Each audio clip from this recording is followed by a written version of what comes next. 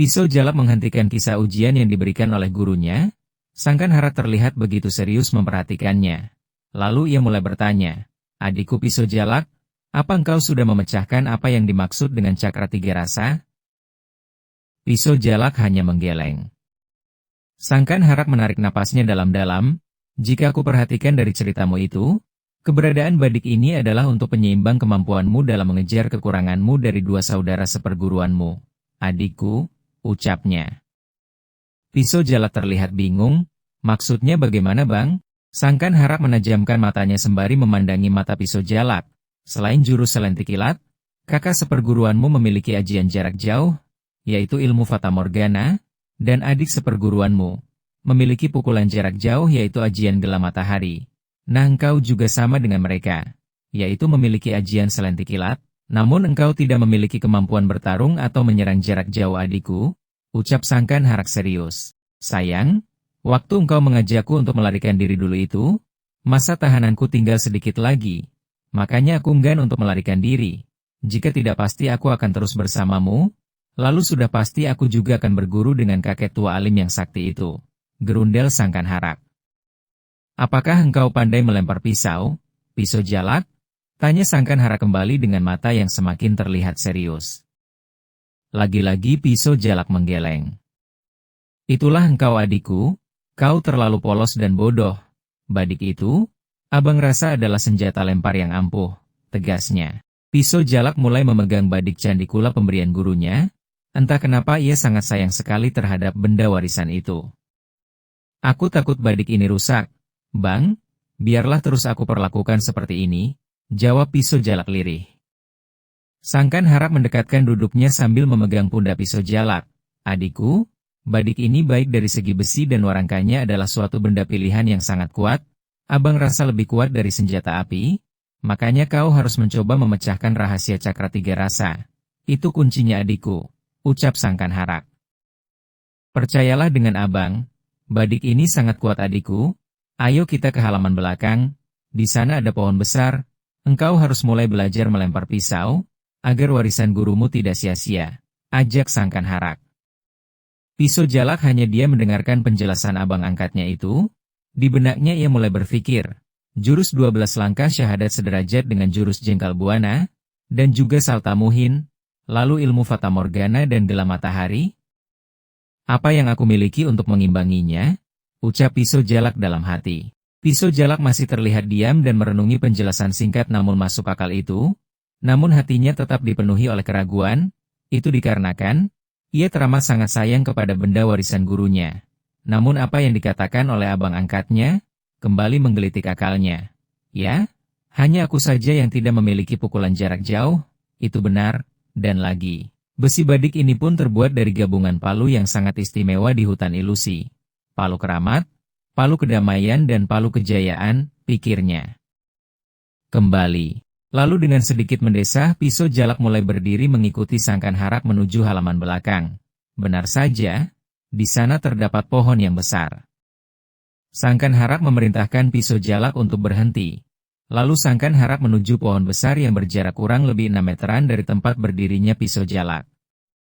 "Ayo adikku, cabut dan lemparkan badik itu ke pohon ini. Jangan ragu, yakinlah badik itu sangat kuat," perintahnya. Pisau jalak lalu menuruti perintah abang angkatnya. Perlahan ia cabut badik candikula dari warangkanya. Seketika aura kuning keemasan mulai memancar berbiaskan cahaya merah dan hijau. "Ayo pisau jalak, lemparkan ke pohon ini," perintah Sangkan Harak. Pisau jalak mulai menguatkan hatinya. "Guru, maafkan aku hanya sedang ingin memetik makna tersembunyi dari badik ini. Bismillahirrohmanirrohim," ucapnya dalam hati. Lalu pisau jalak mulai fokus terhadap sasaran di depannya, dan dengan sepenuh tenaga ia lemparkan badik itu ke arah pohon di samping Sangkan Harak. Terang, bunyi melengking terdengar saat badik itu menghantam pohon besar berjarak 6 meter dari pisau jalak. Itu dikarenakan, bila badan badik yang menghantam, tak hanya lagi, badik candikula terpental dan menancap di tanah. Jantung pisau jalak terasa berhenti berdetak, melihat badik pemberian gurunya terpental setelah menghantam pohon besar di depannya. "Sudah Bang, aku tidak punya kemampuan melempar pisau, apalagi ini badik," Aku takut rusak bang, ucap pisau jalak. Bodoh kau adikku. Lihatlah, badik itu kuat sekali. Bahkan ia tak mau tergeletak di atas tanah. Ia berdiri menancap dengan kokohnya. Ayo ambil, dan coba kembali, ucap Sangkan Harak. Pisau jalak kemudian menghampiri badik Candikula yang menancap di tanah sekitar pohon besar. Lalu ia kembali mundur 6 langkah dan mulai mencoba melemparkannya untuk kedua kalinya. Namun sayang lemparan keduanya pun tidak menghasilkan ujung badik yang menghantam pohon.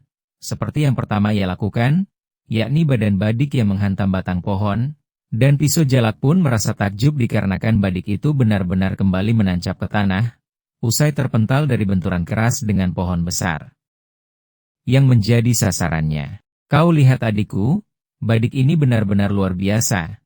Ia tidak mengalami kerusakan sama sekali. Bahkan ia tak pernah mau tergeletak di tanah. Ia selalu menancap apabila menyentuh tanah, ucap Sangkan Harak semangat.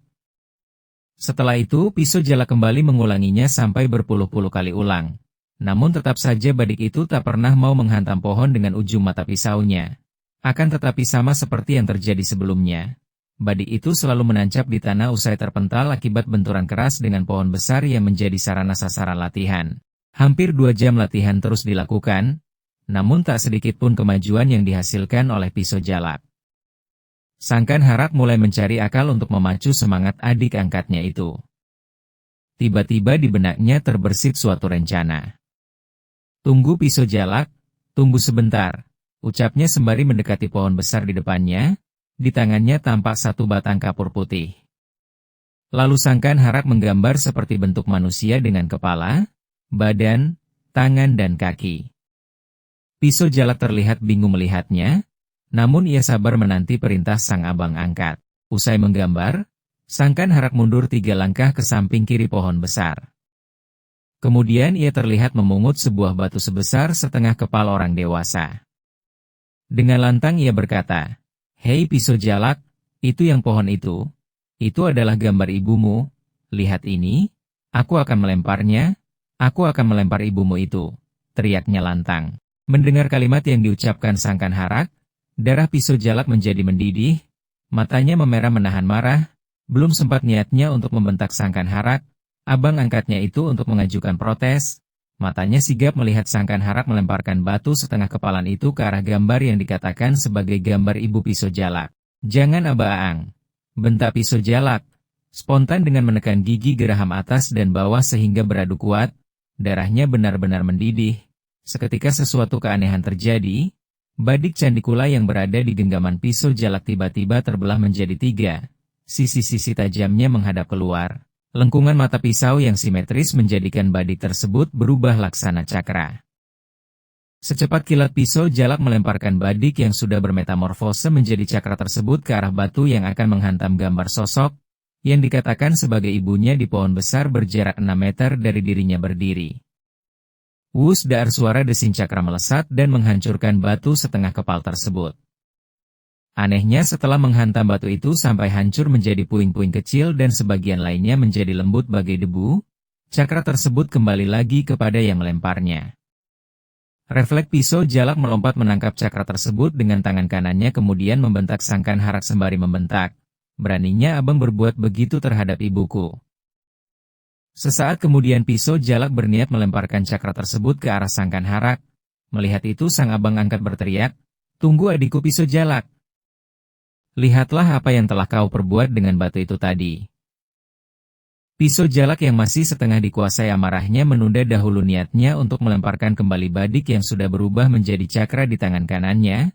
Hatinya seketika berdebar melihat batu setengah kepal itu hancur berantakan. "Ya Allah, apa yang terjadi barusan tadi?" pikirnya. Selanjutnya pisau jalak beristighfar berkali-kali di dalam hatinya. Tak lama cakra yang berupa terbelahnya mata pisau badik membentuk lingkaran yang berada dalam pegangannya kembali menyatu kembali menjadi badik utuh seperti semula. Sangkan Harak berlari menuju pisau jalak sembari berteriak setengah tertawa. "Akhirnya engkau bisa memecahkan misteri badik itu adikku, hahaha."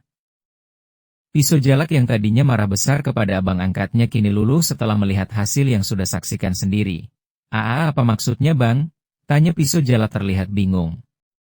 Sangkan Harak yang sudah berada di hadapan pisau jalak lalu berkata, "Cakra 3 rasa, Yaitulah cakra tiga rasa. Amarah, cinta dan kasih sayang, hahaha. Merah diapit oleh kuning dan hijau, hahaha. Amarah yang terantai oleh cinta dan kasih sayang. Amarah yang hadir karena cinta dan kasih sayang.